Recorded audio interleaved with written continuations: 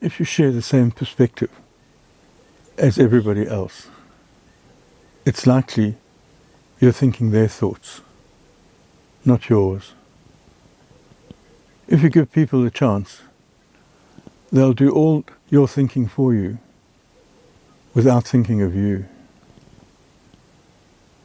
Thinking is how we see the world, and it's with thinking that we respond to it.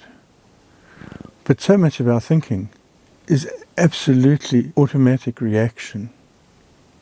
Practically none of it is conscious. It's very difficult to break through to consciousness without some stimulus, without some help. It's hard just to see through other people's thoughts in your head and recognize them as not being your own. But once you do it, once you make that breakthrough, you're on your way. You look at everything for yourself.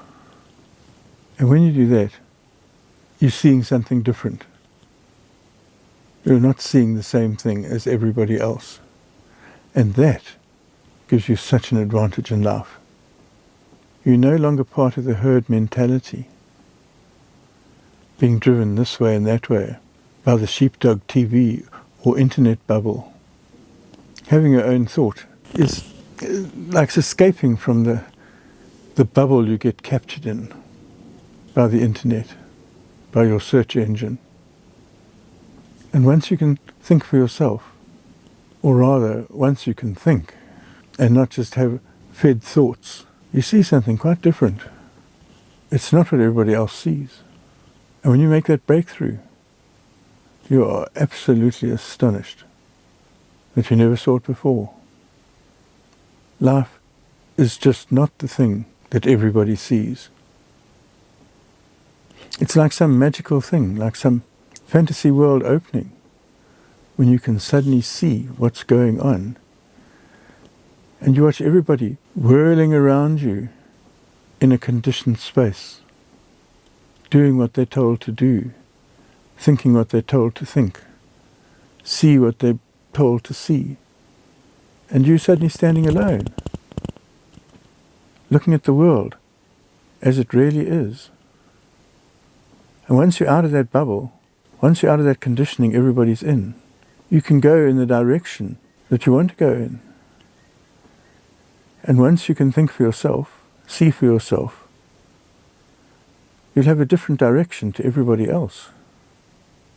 You'll watch them bowing down to fear when they're told to bow down to fear, to jump left or jump right when they're told to jump left or jump right. And you alone will walk on straight and respond to what's actually in front of you, instead of thoughtlessly reacting in the way you've been conditioned to react. Although you're seeing the same world, you see a totally different reality.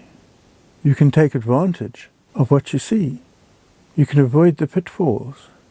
You can avoid the tremendous emotional energy drains when everybody has the emotional reaction that they've been trained to have. When it's needed, the energy is just dissipated with a fear or distracted with an event.